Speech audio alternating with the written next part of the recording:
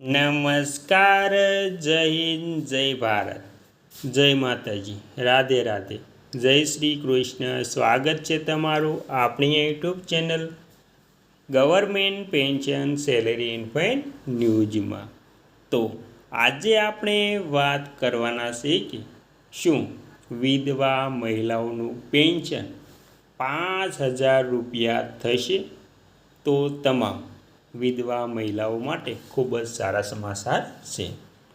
તમામ વિધવા મહિલાઓને જે હાલ પેન્શન 1250 સીધા તેમના બેંક ખાતામાં જમા કરવામાં આવે છે, પરંતુ હાલમાં તેમના પેન્શનમાં 12,050થી વધારીને રૂપિયા 5,000 કરવાની માંગ ખૂબ જ જોરશોરથી ઉઠી છે.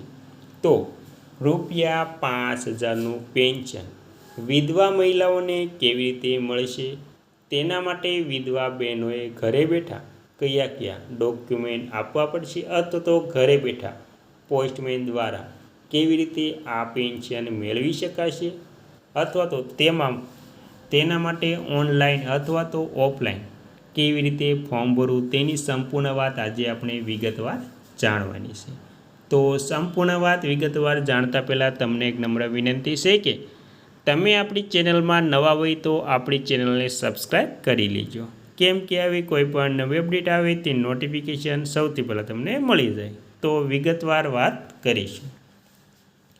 ગુજરાતમાં વિધવા સહાય યોજના એટલે કે ગંગા શ્રુપા આર્થિક સહાય યોજના હેઠળ પેન્શન વધારીને રૂપિયા 5,000 કરવા અંગે હજુ સુધી કોઈ સરકાર દ્વારા સત્તાવાર જાહેરાત કરવામાં નથી આવી, પરંતુ જે 5,000 રૂપિયા પેન્શન છે તે હાલમાં યોજના હેઠળ દર મહિને રૂપિયા 1,250 રૂપિયાની સહાય આપવામાં આવે છે.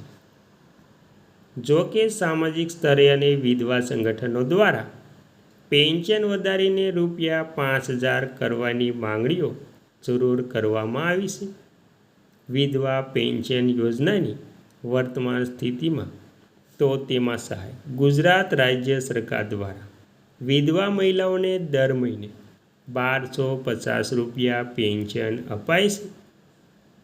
5,000 રૂપિયાની માંગ મોંઘવારીને ધ્યાનમાં રાખીને પેન્શન વધારીને રૂપિયા 5,000 રૂપિયા કરવા માટે રજૂઆત થઈ છે, પરંતુ સરકાર તરફથી આ અંગે કોઈ અંતિમ નિર્ણય લેવામાં નથી આવ્યો.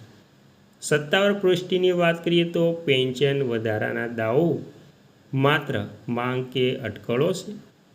સત્તાવાર પરિપત્ર કે દસ્તાવેજો મંજૂર થયા નથી.